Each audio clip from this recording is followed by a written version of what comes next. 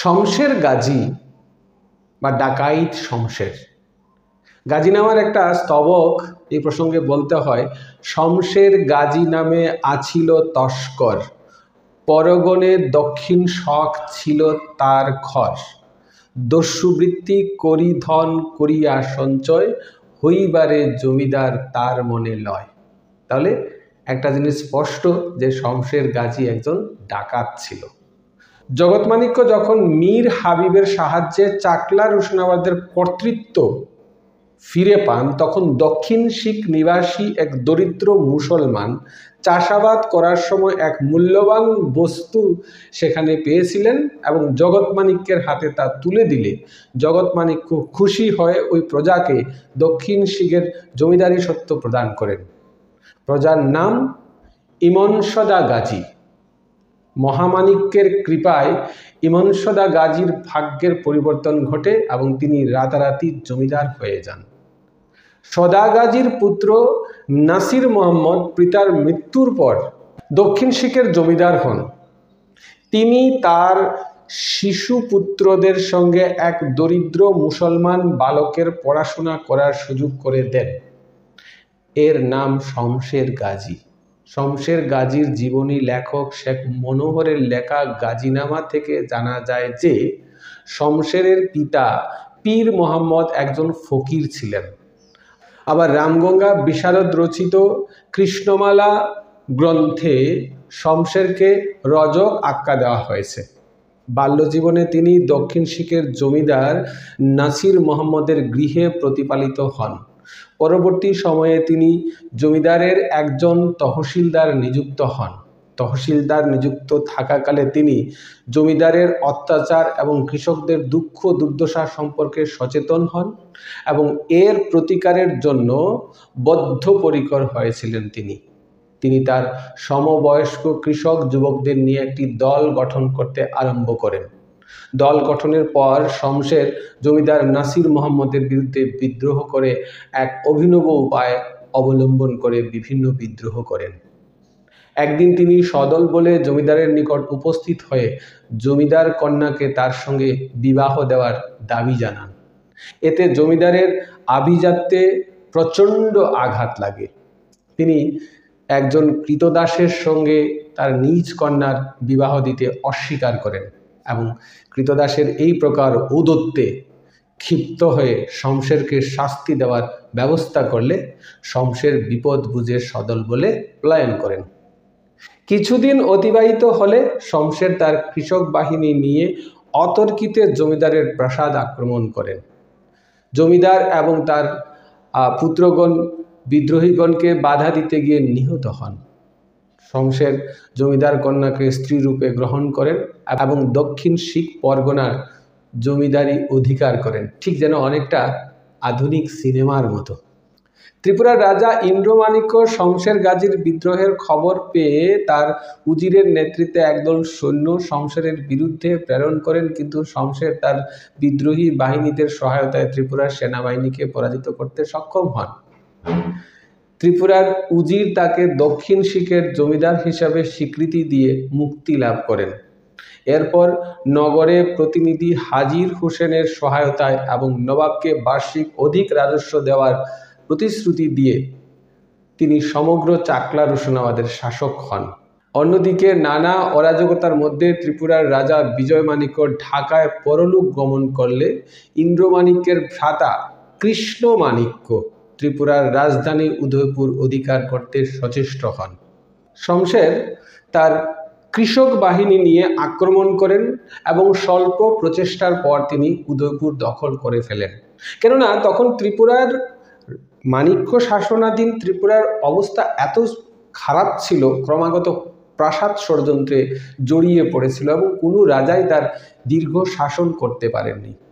বিতাড়িত হয়ে কৃষ্ণমাণিক্য পুরাতন আগরতলায় এসে বসবাস শুরু করেন।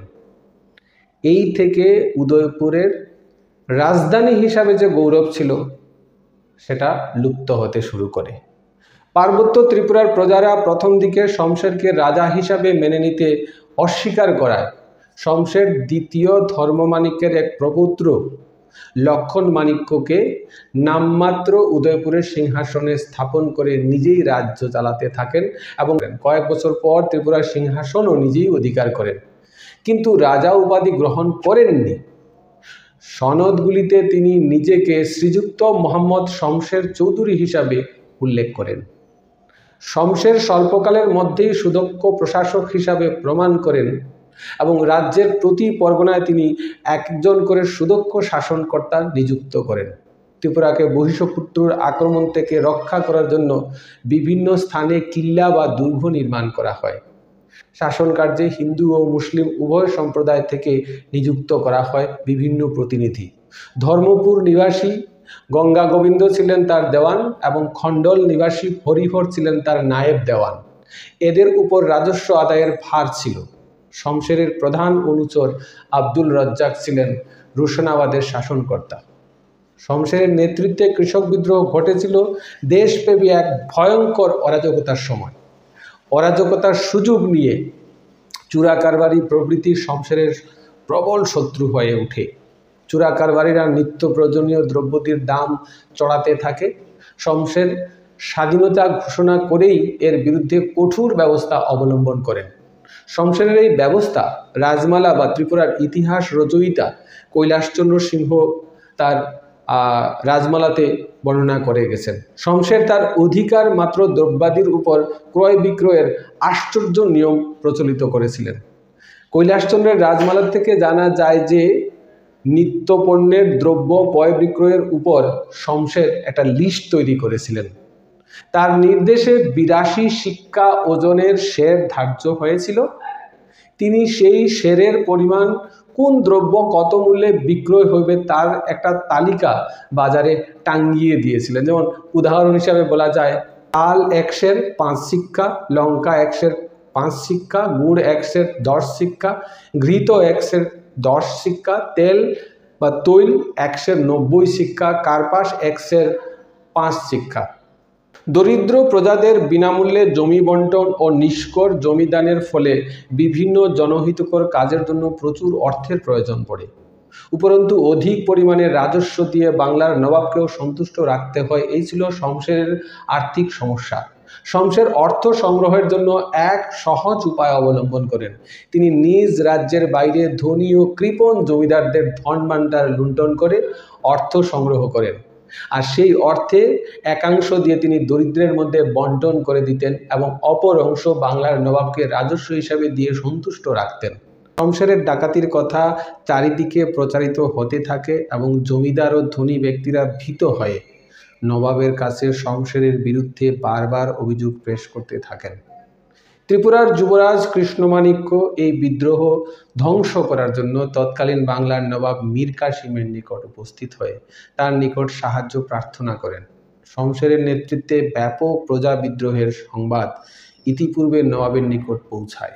নবাব কৃষ্ণমাণিক্যকেই ত্রিপুরার রাজা বলে স্বীকৃতি দেন এবং বিদ্রোহ দমনের জন্য ইংরেজ বণিকগণের সাহায্যপুষ্ট এক বিশাল সেনাবাহিনী ত্রিপুরায় প্রেরণ করেন।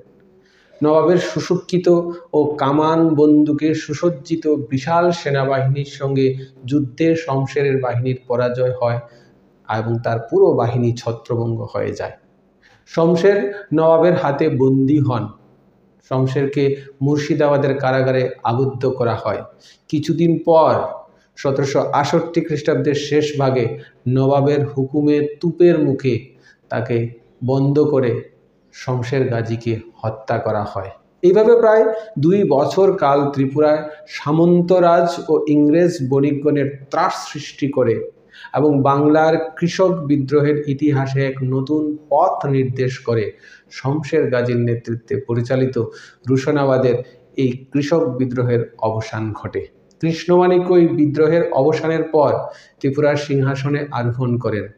এর শাসনকালেই ইস্ট ইন্ডিয়া কোম্পানির দেওয়ানি প্রাপ্তির 4 বছর পর ত্রিপুরার এই সমতল ক্ষেত্র ব্রিটিশ বণিক রাজের সম্পূর্ণ কুক্ষিগত হয়, অর্থাৎ শমশের গাজীর ত্রিপুরা আক্রমণ আর তারপর শমশের গাজীর পতন, ব্রিটিশদের সহায়তায় শমশের গাজীকে দমন করা, নবাবের সাহায্য গ্রহণ করা এবং ব্রিটিশদের সাহায্যে ত্রিপুরার রাজাকে আবার তার সিংহাসনে পুনঃপ্রতিষ্ঠানের পরিপ্রেক্ষিতে ত্রিপুরায় ব্রিটিশদের আগমন ঘটে এবং ব্রিটিশরা চাকলা রুশনাবাদের জমিদারি নিজেদের অধিকারে নিয়ে যায়।